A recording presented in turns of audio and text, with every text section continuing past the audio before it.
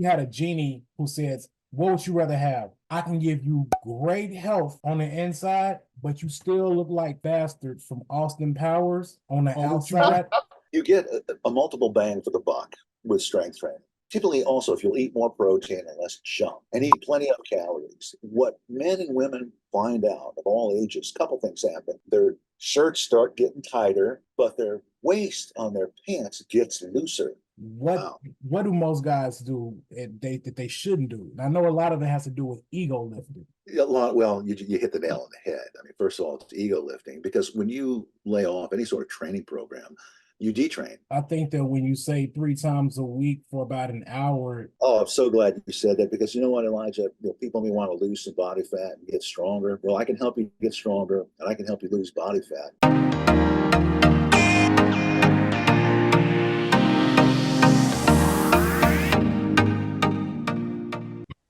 What's going on, everyone? This is Elijah Hamilton with another episode of Unveiling Holistic Health. This is a Chummies Organics podcast where we interview health and wellness practitioners and everyday people who has experienced some sort of medical scare or emergency and has healed it with holistic remedies. But in this case, it's not. We have Mr. Guido Bernstein here, who happens to be a strength training coach, health and wellness practitioner, went to SIU over 40 years ago, still kicking, still running strong, does martial arts, just the overall badass old man strength, whatever you want to call it. And I'll let him I'll let him do the rest. What's going on, Guido? Elijah, good morning. Thanks for the opportunity to visit with you about this most important subject. I think you might have used a little bit of hyperbole as far as all of my accomplishments and all that, but I still have to fit through the door. You know what I'm saying? So, Yeah. thank you. Thanks for the vote of confidence. These days, man. Yeah, it's great to be with you, Elijah. Would you like to hear, my story, what got me into strength training, and I mean, would that be a great place to start? Yeah. Let's start there, man. Let's talk about how'd you get into this, personally and professionally. Well, thank you for asking. I was I was bitten by the iron bug, weight training. I saw, the muscle mags on the newsstands in the mid 1970s as a 14, 15-year-old. And so I read these muscle magazines. It was all bodybuilders. They're all using performance enhancing drugs, but I didn't know that at the time. And so I'd read these magazines, and there was no internet or anything like that, no chat rooms. And I thought, well, if I just do the program that these guys lay out, I will look like them. And as I found out, I made some progress. I thought back then I was fairly strong, but I tell you, I was not. And after a very short time, I just ran into the wall physically. I got slightly bigger, got slightly stronger, maybe looked like I worked out. But, the program just burned out, injury, sore all the time. But I did weight training off and on throughout my entire life. I was involved in martial arts for over 20 years. I was a competitive cyclist.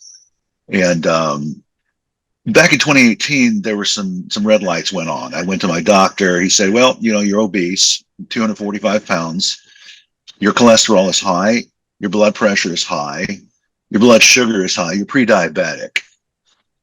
And he said, so here's what we're going to do. He said, you're going to eat oatmeal once a day, and you're going to walk around the block for about 10 minutes once a day. And you're going to take these drugs. You're going to take a statin for the cholesterol. You're going to take a blood pressure modification. You're going to take a pill to bring down your blood sugar, your A1C. Now let me stop. He said, I'm writing out a prescription. Go ahead. So one, how tall are you? 245. I'm 5'10". I was 245 at the time. Okay. And how old were you at that time? I was 59 years old. Okay. 58 years old at the time. Okay. 58, 59 on the cusp of. So 5'10", 245, 58 years old.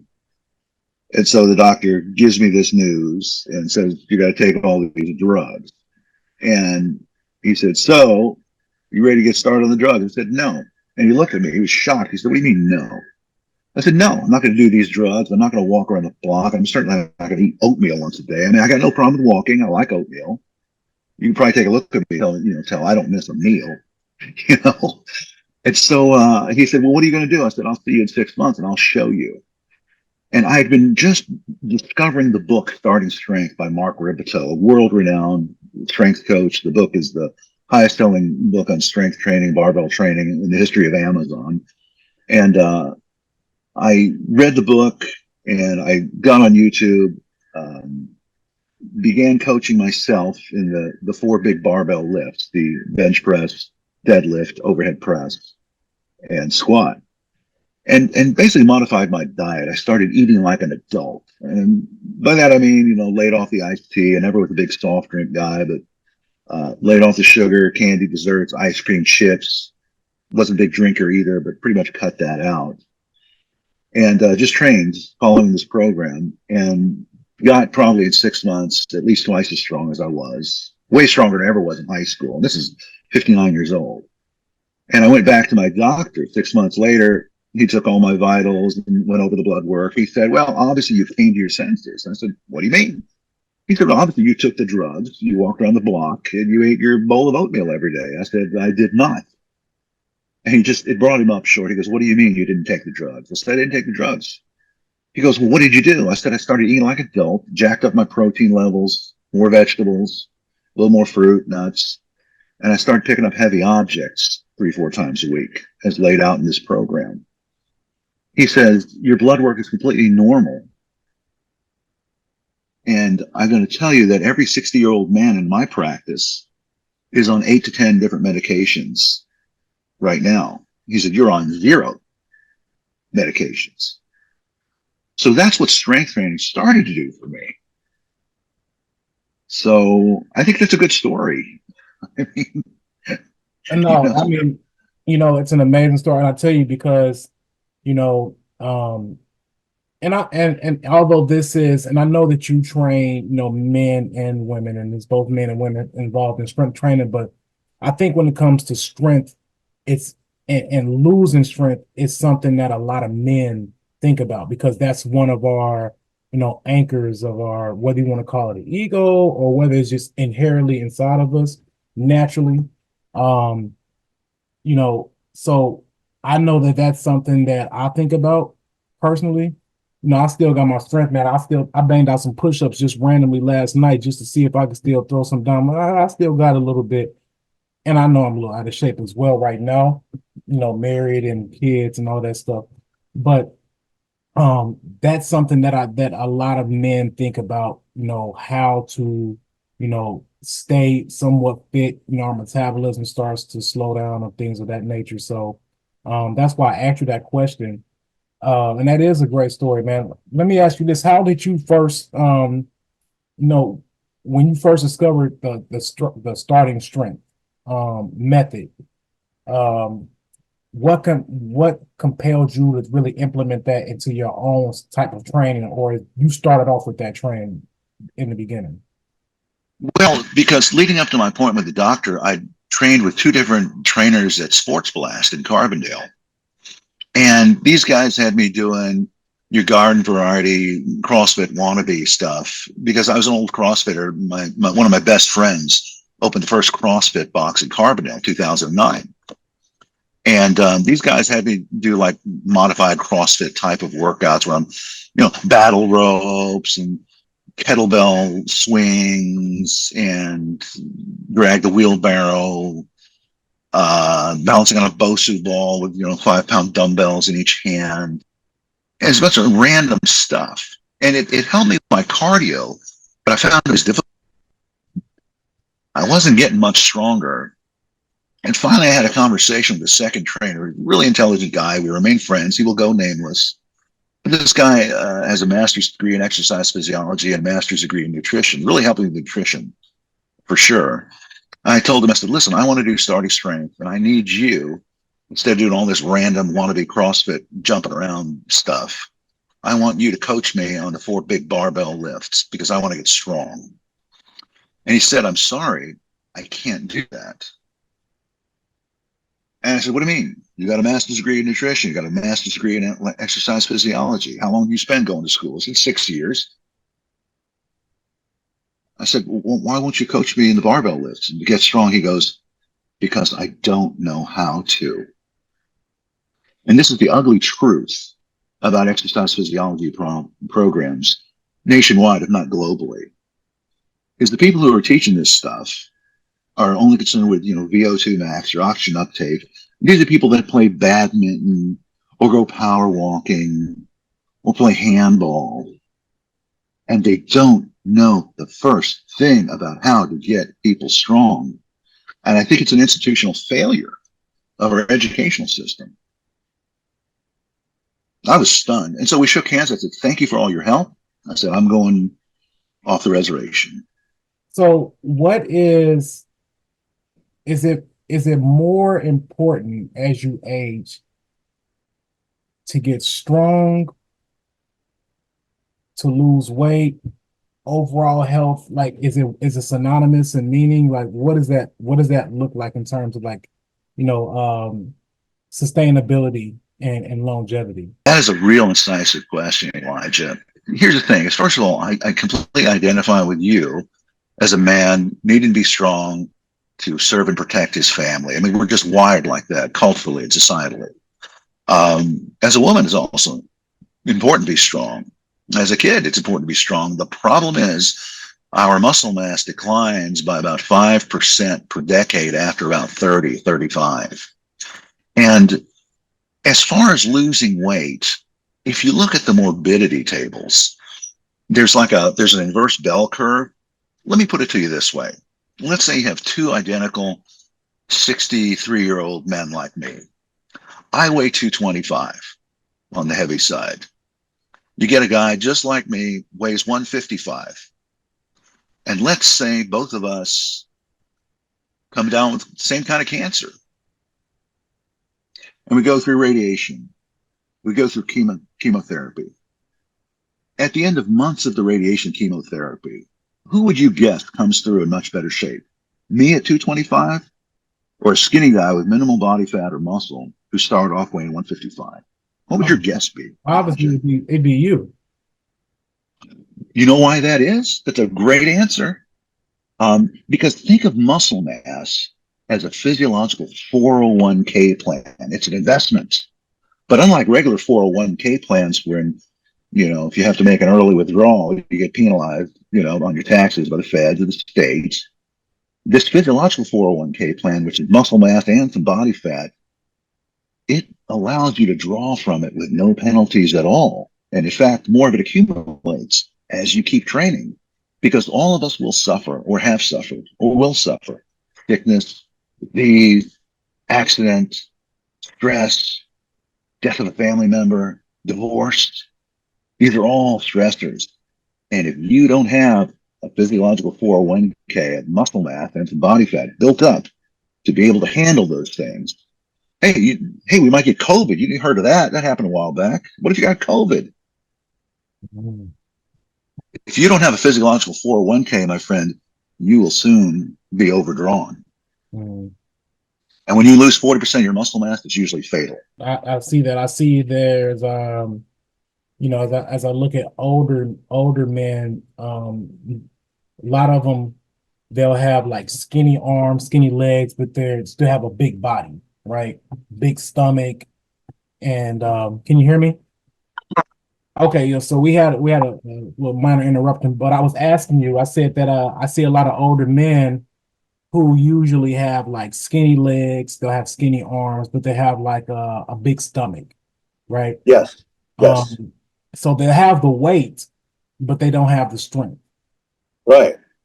So my question is, with this Strength for Life program, does it help you mostly internally, as far as physical strength, or does it show like physically on the outside as well with results? Do you look better? Do you look stronger? Do your shoulders, do they get back broad a little bit? Does the pec start to sit back up again, and the forearms, start to look strong? Like, what does that look like? Well, that's a great question. And the truth of the matter is, Elijah, it turns out, and the fact is, that barbells are far better for aesthetics. Because let's talk about what is strength, first of all. Strength is the ability to exert force against external resistance. Mm-hmm. It may just be gravity to stand up straight or get out of bed. But you're pushing something, you're putting something overhead, you're picking something off the ground, you're squatting down, you get back up. So what happens is what we do to build this strength, we take advantage of something called the novice linear progression, where we determine a starting weight, and I coach you in the exact correct mechanics of the lift. We find a weight you can move comfortably for 3 sets at 5 repetitions, and then we rest 48 hours, and then we come back 48 hours later and we add 5 pounds to the bar. This is known as the novice linear progression, because you're taking 5-pound jumps for months and months and months and months at a time. Eventually that ends and you have to change programming a little bit, but you can gain strength and change your body composition and look like you work out in the course of a few months. I can help your average person double their strength in 12 weeks, Elijah. And think about it, you or anyone else were able to double their strength in 12 weeks, everything you did would be half as difficult, whether it be walking upstairs, carrying your kid, carrying groceries, throwing a lawnmower in the truck. Think about it. It changes your relationship with everything. And so, yeah, you'll look good and you'll feel good. So Yeah. I hope that was a not too long an answer to a really good question. No, no. I mean, I think most people will want to know that, like, hey, when I'm working out, am I just gonna get healthy on the inside, or am I gonna look healthy on the outside? I mean, there's still some level of vanity attached to working out, right? So if you had a genie who says, "What would you rather have? I can give you great health on the inside, but you still look like fat bastard from Austin Powers on the outside," or would you rather look like Mr. Olympia, but be like totally messed up on the inside, right? So, yeah, I like that, that trade-off though. So I need to, Well, you get a multiple bang for the buck with strength training. Is typically also if you'll eat more protein and less junk and eat plenty of calories, what men and women find out of all ages, a couple things happen. Their shirts start getting tighter, their pant legs may get a little tighter, but their waist on their pants gets looser. It's the strangest thing. It's known as body recomposition. And if you'll pay just a little bit of attention to your diet, this happens as your muscles grow, because that's how we get strong. Is a muscle to get stronger has to get bigger. Now, I could just hear the warning signs going off. Most women say, "Oh my God, I don't want to get big and bulky." Well, that's very difficult for guys, much less women, to do, because women have much less testosterone than men do. And, we look at the bodybuilders, professional bodybuilders, all of them, men and women, are on performance enhancing drugs. And also they're genetically gifted, but we are not them. They're not you and I, regular folks. right. So yes, you become healthier inside and outside. The muscle mass acts as an insulin sump, so it absorbs the excess insulin in your body. So it modifies your blood sugar. It becomes much more consistent and can help eliminate metabolic syndrome. The other thing is that your bones, muscles, ligaments, and tendons become thicker and stronger. And we've all heard, especially postmenopausal women, being at great risk for falls, breakage of hips, knees. Of course, we all know what happens when you break a hip or a knee and you're 60 or 70, right? You go to the nursing home at 50-50, you won't come out. Yeah. Right? Mm-hmm. We've all seen that. We know people that's happened to. And if we can build bone density, and the only thing that does it is strength training, loading of the appendicular and axial spine. Walking won't do it, cycling won't do it, Pilates won't do it, climbing won't do it, CrossFit won't do it, TRX won't do it.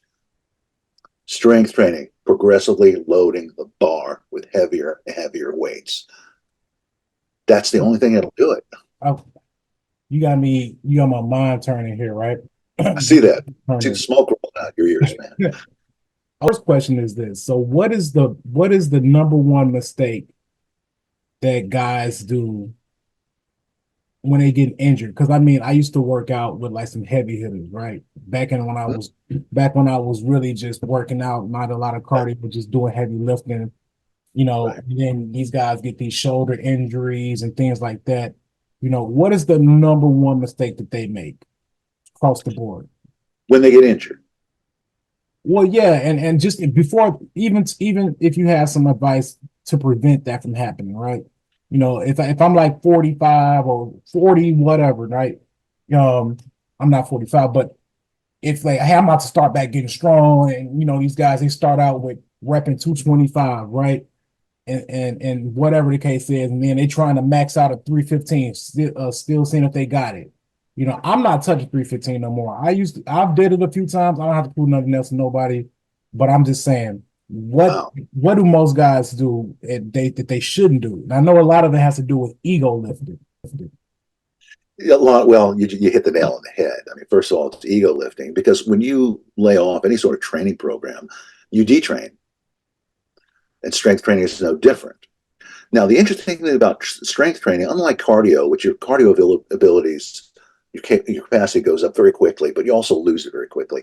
Strength training takes longer to build. It's more of a long-term road building construction project. But the interesting thing about strength, it is a chronic condition, and that's good. Chronic means persistent. You hold on to that strength, even if you don't train much or stop training altogether, you hold on to that strength for a much longer period of time. But that said, the best thing to do is to get a coach who can instruct you in the correct mechanics of how to perform each lift and assign a load that is hard but doable, and that you're not going to injure yourself or strain yourself. Because if you go in too heavy too early, you build up inflammation, then you hurt something, then you stop. And the worst thing you can do is when you get a tweak or an injury, be it your back, your knees, your neck, your shoulder, the worst thing you could possibly do is stop training. You have to keep training. You have to train around it because motion is lotion, baby. Motion is lotion. Mm. But you can't just go in, if you haven't trained in 3, 4 months, you go back to the same weight you're using 3, 4 months ago, you're setting yourself up for an injury. I mean, it's the weekend warrior ego lifter syndrome for sure. Don't Mm. do that. Think that like hit workouts, do you think that at some point you need to switch that up a little bit as you get older? Because there's a lot of jumping and a lot of stress on your ankles and knees when you get, as you age. Do you think that people need to kind of shift that a little bit, or is that fine? Well, what I would say, and before anybody accuses me, I'm a recovering CrossFitter. Okay. I was in on the early stages. Like I said, my buddy opened the first box. We did all this jumping, high reps, and I kept getting injured. It was very hard to recover from, and that's when I was, in my late 40s, not 63. And people were always getting hurt or strained or couldn't recover because of the random nature of it. The workouts were so random and so high intensity and purely glycolytic that all they did was cause muscle catabolism. They break down muscle, fatigue you, cause inflammation. Inflammation leads to injury.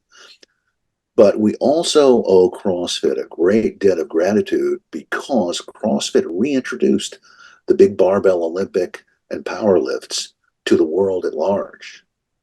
I don't think there's a person on the street that wouldn't know, at least if you said this is a bench press or this is an overhead press or this is a squat or this is a deadlift. I think they know what you meant if you said, do you know what this is? And so, and as far as HIIT goes, there's a huge confusion about cardio. One, cardio does not build strength. And persistent cardio, running, or a lot of HIIT work or interval work, all that does is catabolize muscle. It strips muscle from your body, causes inflammation. What the approach that works, that I suggest, that has worked for so many people, is to curtail your cardio activity. You want to ride a bike, go walk around, or go hiking, fine. But get real strong for about 6 to 8 months because you only have one bucket that you can recover from stress from. If you're dipping into the bucket with stress training and then you run a 5K every weekend, you have no recovery capability left, which means you can't adapt, which means you can't recover, which means you can't get strong. And again, you're setting yourself up for an injury. But strength training confers two things upon us. One, strength training, especially the people who are untrained, it increases your strength quickly, but it also has a cardiovascular effect. Once you've established some good 6, 8 months of training and really great baseline strength, you've doubled your strength, maybe tripled your strength, then you can start doing high intensity interval work, maybe pushing a prowler a couple times a week for 6 or 8 rounds, 20, 30 seconds each, and resting for 2 or 3 minutes. Or you can go for a bike ride, go for a hike, or do some other stuff. And you will find that the strength is the most general adaptation out there. It helps everything else, whether you be a runner, hypercyclist, kayaker, climber, doesn't matter. If you get real strong, you can apply that strength to everything else and further protect yourself against injury, because everything about you is stronger. Joints, bones, ligaments, tendons, muscles, and your mind. It teaches you to do hard things. That was a long answer, but I thought you asked a real good question. Yeah, I think you kind of answered my next question, which was, why is it so important to get stronger as you age? So, if it can help your like mental and prevent injury, I would say those are two pertinent, reasons to stay strong and get stronger. Well, again, in life, we encounter hardships. And I tend to classify hardships into two categories. One, there's involuntary hardship, where a sickness, an injury, a disease, an illness, the loss of a loved one, ending of a relationship, the failure of a business. We don't wish those things upon anybody, but we know they happen, don't they? Mm-hmm. COVID happens, right? It happens. It's not anybody's fault. It just happens. Mm-hmm. That's the involuntary hardship. We don't choose to undergo that. With barbell strength training, if you will just simply be uncomfortable, not in pain, but if you'll be uncomfortable for an hour, 3 times a week through voluntary hardship, that prepares you mentally and physically to handle the boatloads of involuntary hardship that have already come your way and will continue to come on our way as long as we're in this game called life. It's as simple as that. Yeah.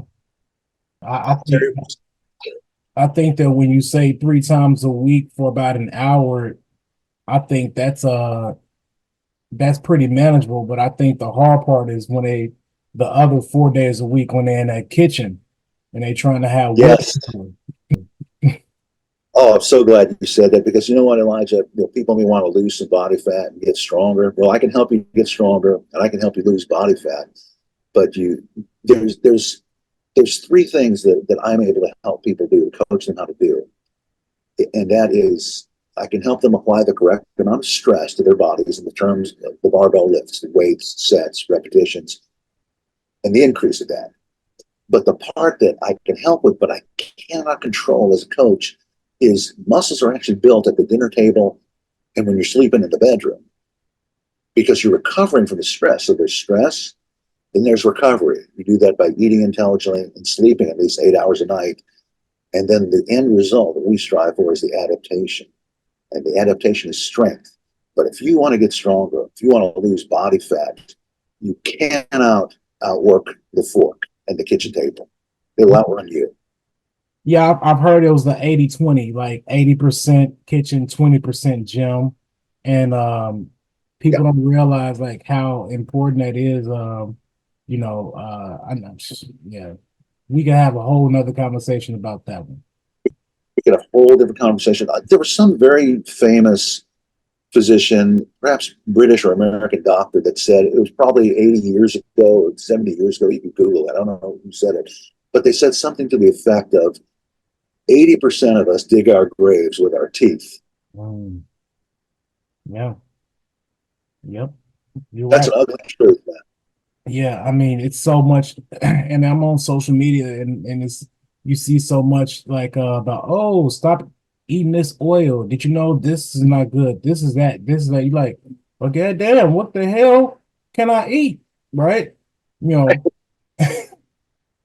There's so much stuff in the food now, but but that's something that you do have to, and I believe that everything needs to be in moderation anyway. So, that's very true. What's your thoughts on what about swimming? Like that's a good low impact exercise on your joints, and it's great for cardio, great for breathing. They say, I was swimming for about 6 months for a while, and let me tell you, it did help with my breathing and cardio. And then on top of that, they say that the water is 800 times denser, than it is the air, because you got you steadily going through and pulling and gliding through there. As a strength coach, what is your thoughts on that for swimmers? I think done in moderation, so it doesn't wipe out your reserves. Because typically, high school and collegiate swimmers, they're way overtrained. There's so much volume of work, and they gradually adapt to it. They're always overtrained, and I think swimming is a great exercise, but done in moderation. Oddly enough, a lot of swimmers have shoulder problems. I used to swim in college just for fun after I trained in martial arts, and after I lifted, I thought it was great cardio, relaxing, but a great workout, non-impact. But I found in talking with a lot of master swimmers and other swimmers that they encountered a lot of shoulder problems from swimming, because it's a major articulation of the joint. That any kind of stroke you do is pretty major. And what we have found over time is that overhead pressing, done correctly, done the starting strength way, tends to get rid of those persistent shoulder problems that swimmers have, that other people have, oddly enough, when done correctly. I think swimming is fine, but again, in moderation.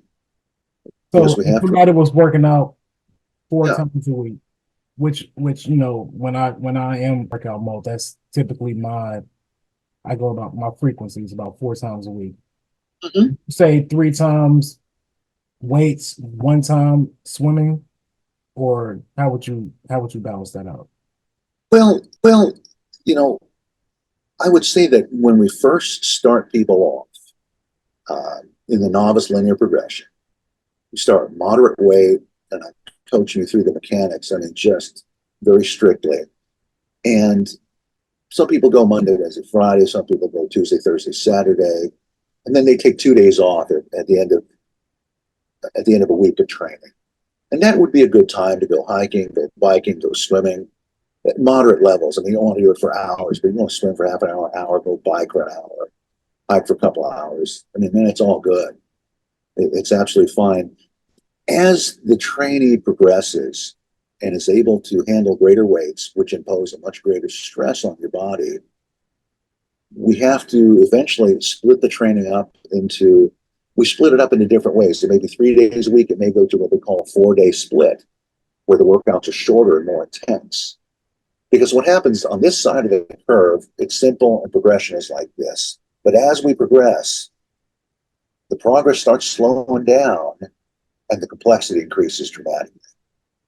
And that's when we have to really, the coach's job and the trainee's job, working in partnership with the coach, is to manage the amount of stress is imposed on the trainee and what the recovery looks like in terms of sleep, diet, active recovery, hiking, other than strength training. So it's almost alchemy, and everybody's different. That's the strange thing about it. Initially, as a novice, everybody gets programmed the same way. But as you transition out of novice into intermediate and then advanced, it's almost like the wild, wild west as far as programming. And it becomes an experiment, because some people can tolerate or respond better to things than other people can. And it's based on age, based on gender, it's based on diet, based on recovery. A lot of things really come into play there. Yeah. So let me ask you this. So, and I hope I'm not sounding repetitive. No. But maybe I just need to pose the question differently. So I just ask it kind of directly. So what do you, in your experience, what do you see is the most common concern with especially men, I guess, as they start getting older? At what age do you see that's pretty much the common thing that I see right there? When men get around this age, they start to do what in terms of health deterioration, and what does that look like? It seems to happen with guys sometime in their 40s, sometime in their early to mid 40s. They start saying, I don't have energy. I feel like I'm slowing down. For me, and this is in my 50s, is I notice I'm a paint contractor. I've been a paint contractor for 50 years now. I started noticing, strangely enough, that the ladders that I was carrying around and climbing were getting longer and heavier. And the buckets of paint and drywall compound that I moved from the paint store to my van to the job site on a daily basis. Strangely enough, Elijah, those buckets of paint became heavier. I don't know what's going on. I thought initially it was a conspiracy that these manufacturers are making ladders and these buckets of paint heavier. You know, and I realized that, oh man, I'm losing strength. My mind was starting to write checks and my body couldn't cash. And some people call it hearing footsteps. Looking over your shoulder, start hearing footsteps. And those are the footsteps of doubt and uncertainty and physical decline and fear of physical decline. It happens. Why do you think that happens? Because I think it happens because those ladders and those buckets of paint keep getting heavier, and we can't figure out why initially. We don't want to admit why. And the hard truth, the inconvenient truth is, as we age, if we don't do measurable, progressive strength training with barbells, those things, those everyday tasks keep getting harder. And here's even more grim reality, Elijah. I think that you and I and others realize that when you can't get off the toilet or you can't get off the couch in your own home, you are no longer independent. You've lost your independence. And I think it's fear of that, the loss of independence, is a biggie. I hope I said that well. No, you did. Do you think that it's a loss of maybe some testosterone or just laziness or comfort that kind of creeps in? Elijah, it might be all of it. I think it'd be a good thing for any man or woman in their late 30s or even in their 40s to go to their general practitioner or endocrinologist and probably get blood work done. Look at red blood cells, white blood cells, thyroid function, look at testosterone and estrogen levels. All those things can have something to bear. I mean, gosh, women have been doing hormone replacement therapy for decades. Guys are doing it. That's something that should be investigated.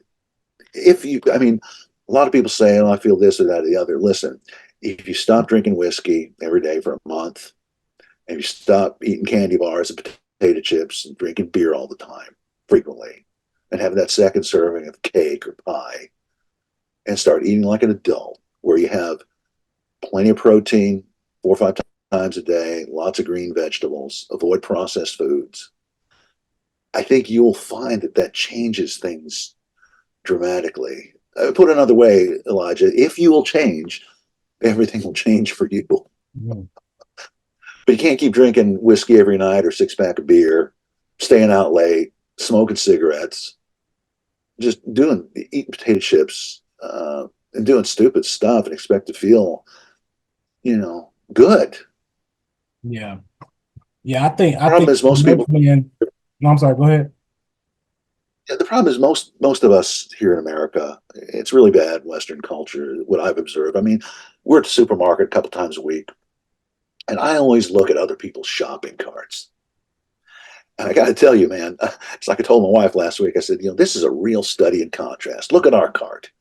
We got ground beef and ground turkey and, lean pork chops and red bell peppers and zucchini and lettuce and onions and eggs and all that kind of stuff in our shopping cart. And the person next to us has a 24-pack of orange soda, 5 bags of Doritos, sour cream dip, a 12-pack of beer,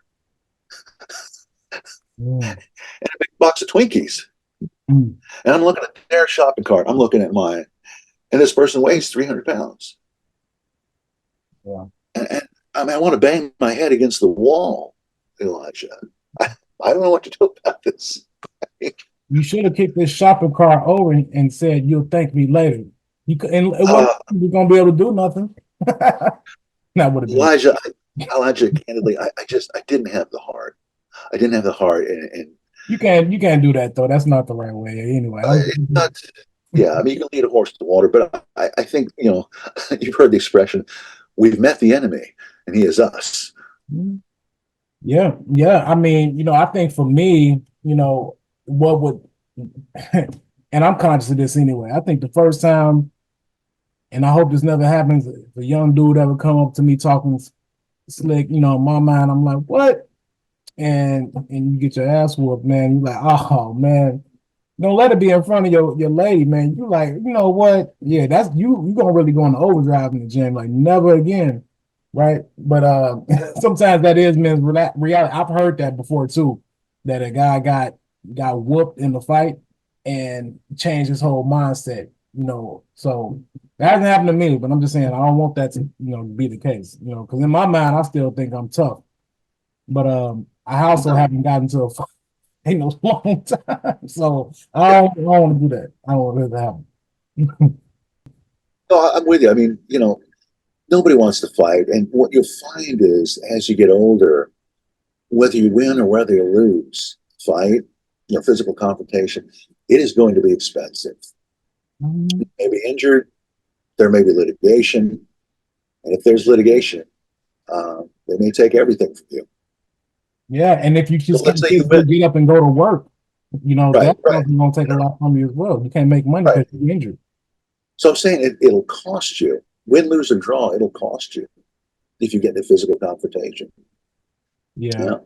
But I think that's where that mental strength, that wisdom comes from too. So you should be able to de-escalate that. And No, I'm just thinking like most like masculine guys again with the ego thinking like that's why a lot of dudes really be in the gym. Man, I was at this event a few weeks ago and there was a lot of people there, and this older guy, this dude had to at least be in his maybe late, nah, I want to say maybe he was in early 60s. And he was walking around with a wife beater on.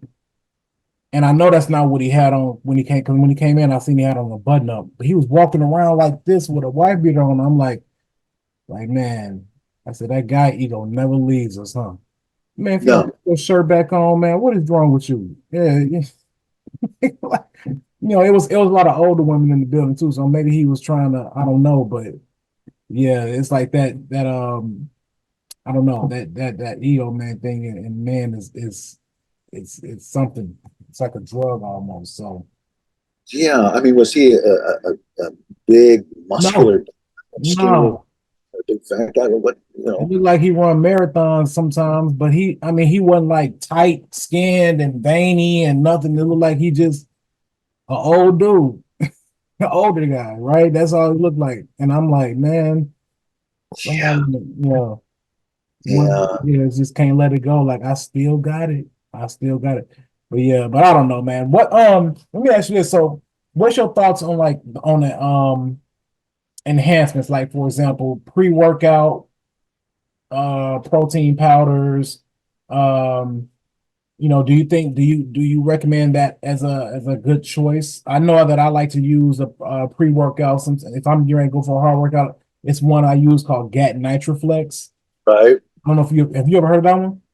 I've heard of a bunch of them. I use a pre-workout sometimes, not before all workouts. I mean, I have a cup of coffee in the morning, and then sometimes if I work out in the afternoon, I will have a scoop or half a scoop of pre-workout, which has 100 milligrams or less of caffeine in it.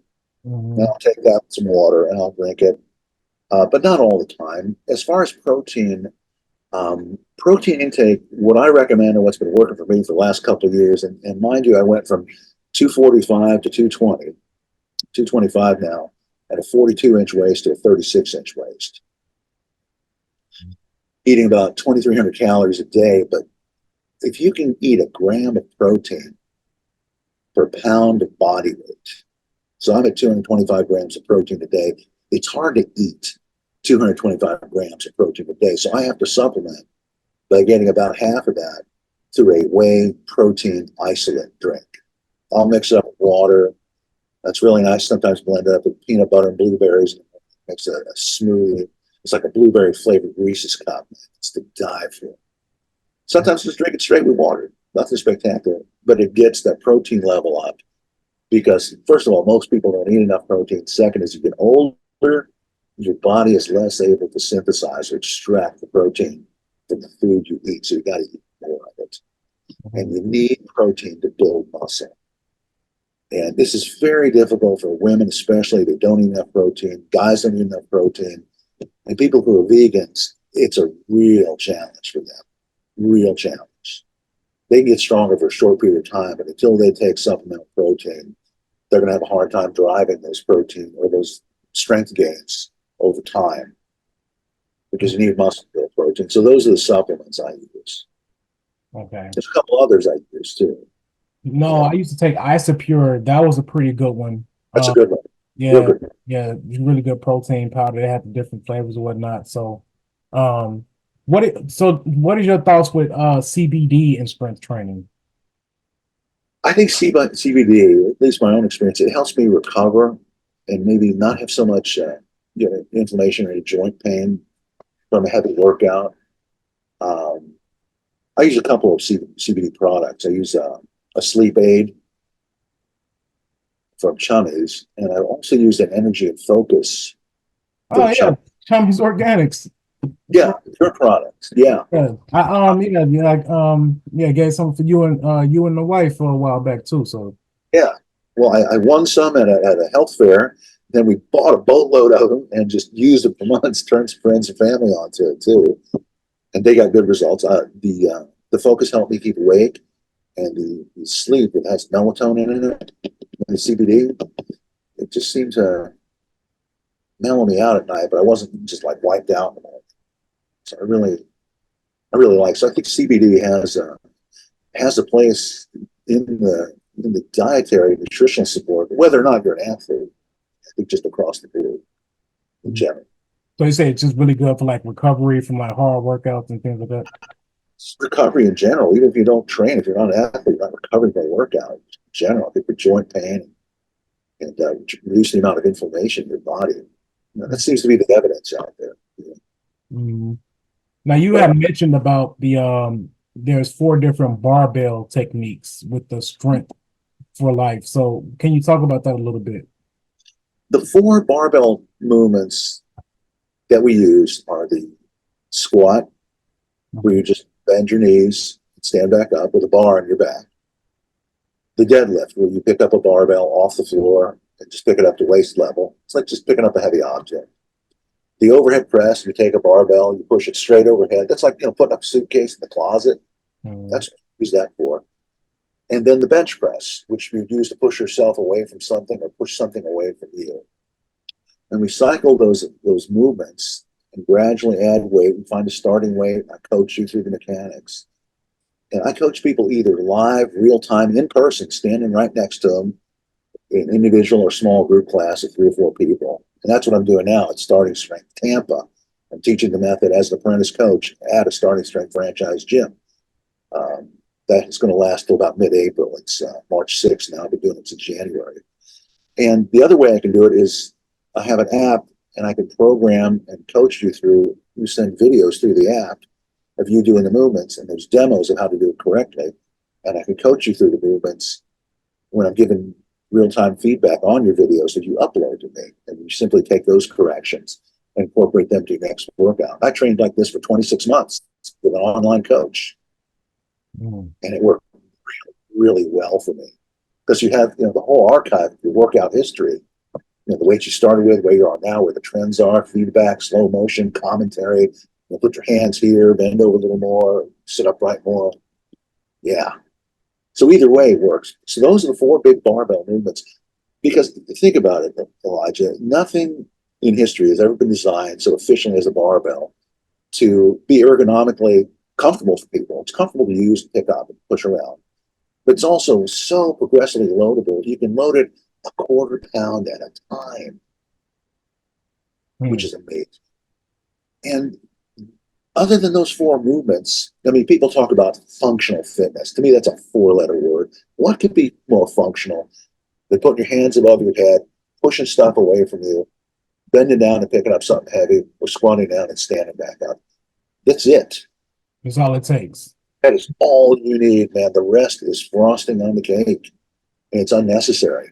But let me ask you: people will sit on a great big, aired up Swiss ball, have a 5 pound dumbbell in each hand, and do curls.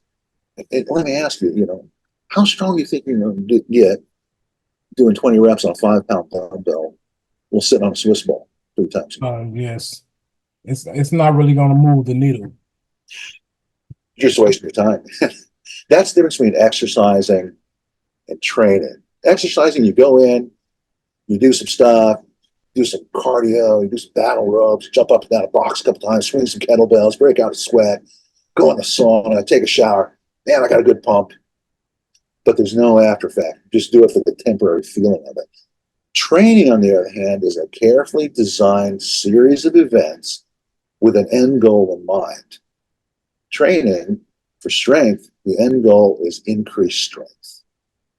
That's training. That's the difference between training and exercising. I'm telling you, 98% of America, they're exercising. So should you be like feeling some like serious burn in your experience? Like people should be in there like struggling and or should it be like you should be able to do everything comfortably and like I got a good training in? Recovery in general, even if you don't train, if you're not an athlete, you're not recovering by workout in general. I think for joint pain and reduce the amount of inflammation in your body. That seems to be the evidence out there. Mhm. Now you have mentioned about the there's 4 different barbell techniques with the strength for life. So can you talk about that a little bit? The 4 barbell movements that we use are the squat, where you just bend your knees and stand back up with a bar on your back.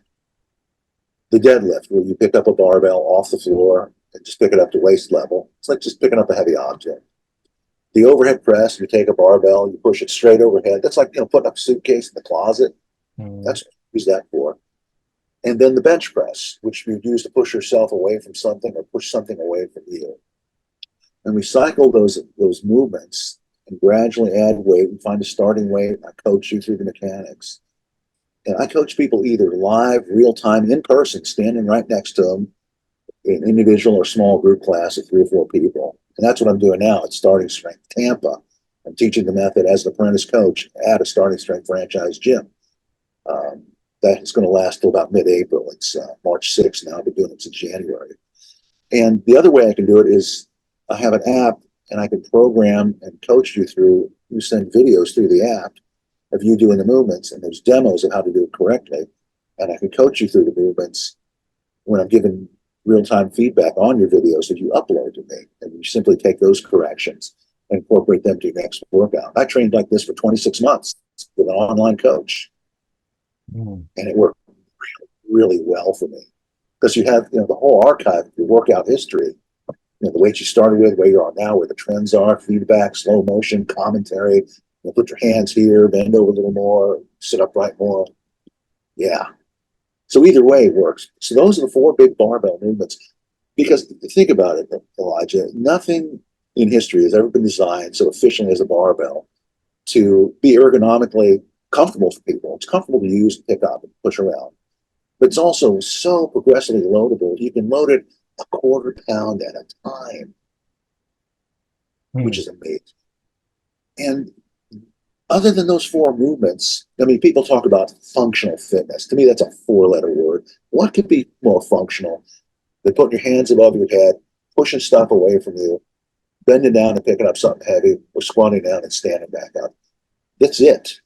That's all it takes. That is all you need, man. The rest is frosting on the cake, and it's unnecessary. But let me ask you: people will sit on a great big, aired up Swiss ball, have a 5 pound dumbbell in each hand, and do curls. And let me ask you: how strong do you think you're going to get doing 20 reps on a 5 pound dumbbell? Will sit on a Swiss ball 3 times a day. Yes, it's not really going to move the needle. You're just wasting your time. That's the difference between exercising and training. Exercising, you go in, you do some stuff, do some cardio, you do some battle ropes, jump up and down a box a couple times, swing some kettlebells, break out a sweat, go in the sauna, take a shower. Man, I got a good pump. but there's no after effect. Just do it for the temporary feeling of it. Training, on the other hand, is a carefully designed series of events with an end goal in mind. Training for strength, the end goal is increased strength. That's training. That's the difference between training and exercise. I'm telling you, 98% of America, they're exercising. So should you be like feeling some like serious burn in your experience? Like people should be in there like struggling and or should it be like you should be able to do everything comfortably and like I got a good training in? Well, let me say this: when you're first starting off, it's I put people through an initial workout, squat, bench press, or deadlift, or squat, overhead press, and deadlift, and they're done in 40 minutes. I go, that's it. That was easy. They're like they want more, and I say just give it time because as we gradually load it, it becomes more and more difficult. You adapt to it because you're stronger. And at the end of what we call the novice linear progression, which for some people may last 2 months, for a big, strong kid who will eat a bunch and sleep well, it could go on 7, 8, 9 months before we have to change programming a little bit. But by then, that person will have gotten at least twice as strong. And the bar speed slows down and it does become harder. But it's not all of a sudden, it's gradually. It's like cooking a lobster. You put the lobster in a pan of lukewarm water and you gradually dial up the heat. Gradually dial up the heat. And that's the novice linear progression because the weight on the bar keeps going like this over time, every 48 hours with the weekends off. And that's how it happens. So when you say, bench press and overhead, now, there can be decline, incline, military, like which, as long as it's overhead, as long as it's a bench press, does it matter? Well, there's a certain way that we do the bench press to keep the shoulders protected, keep you protected. And the guideline for starting strength is using the most effective movements over the greatest useful range of motion that involves the most muscle mass so that you can keep increasing the weight. And so a flat bench, and that's alternated with the press every other day, overhead press, just regular standing press, the low bar squat, where our way of doing things is your torso is quite a bit bent over, so you're engaging. It's actually more of a hip movement than a knee or a quad movement. And then the deadlift. And I'm not talking about sumo deadlift. I'm talking about a deadlift where your feet are close together and your hands are outside your knees. So that's those 4 movements. And we program them. We squat 3 sets of 5 reps. We do an overhead press, 3 sets of 5 reps. We do a deadlift, 1 set of 5 reps. That's workout A. Workout B, squat 3 sets of 5. Bench press, 3 sets of 5. Deadlift, 1 set of 5. That's workout B. A, B, A, B. It goes like that for months, Elijah. And then gradually, as the curve starts flattening out, we'll modify the program, add a bit more complexity. Maybe we'll add an incline press. Maybe we'll add some extra sets. Maybe we'll split the training into 4 days a week, but shorter workouts. It all have to work into that particular trainee's lifestyle and time commitments. Because most people don't live at home with their parents, watching TV, play video games, drinking beer on the couch 24/7. We've got lives, we've got jobs, we have responsibilities. So you have to fit the training into people's lives. That's why I'll meet people wherever they are, get them started. Anybody can do this. My oldest client's 82 years old. My youngest is in their 30s. And they're obviously doing it just to maintain health. My dear friend, who's 82, couldn't get up a set of 2 stairs in his house a few months ago. The first time we trained, he could barely squat to a high stool. He could pick up a 5-pound kettlebell for 3 repetitions for a deadlift. 5 pounds. Couldn't walk up his stairs and shuffled to the mailbox. He said, I know I'm in trouble. I need to get stronger. And so just a couple months later, we had a 30-pound bar in his back squatting low, below parallel, like we do in starting strength. He was able to deadlift 45 pounds, not 5 pounds, 45 pounds for 5 reps. He was able to walk up the stairs to his house and walk out to the mailbox in a standing upright position. And he was able to pull the pool vacuum out of his pool without breaking his back and pick up branches in his yard. He couldn't do that before he started training. Some people would say that's a miracle. Do you think that's a miracle, Elijah? I don't think that's a miracle. That is expected. It's not a miracle. It's normal. And we see this time and time again. It is to be expected if you will show up and do the work. That's the magic. That's the miracle. But that was going to be my other question. Like, what advice can you give someone who's struggling to start? And you would say, just show up. You know, a dear friend of mine, and we just lost him a couple years ago. I've known him since I was 18. Dear, dear friend of mine. He used to tell me whenever we would face a hard thing, we trained in martial arts together and went through, some life stuff together. We would support each other. We always had each other's backs. Dear friends. You know what he'd say to me, Elijah? We'd be facing this hard thing we had to do. He'd say, hey, Guide, there ain't nothing to it but to do it. The Native Americans have an expression, journey of 1,000 miles. Starts with a single step. Begins with that first step, man. Mm-hmm. And it takes about 14 to 21 days to overcome the habit and replace it with a new one.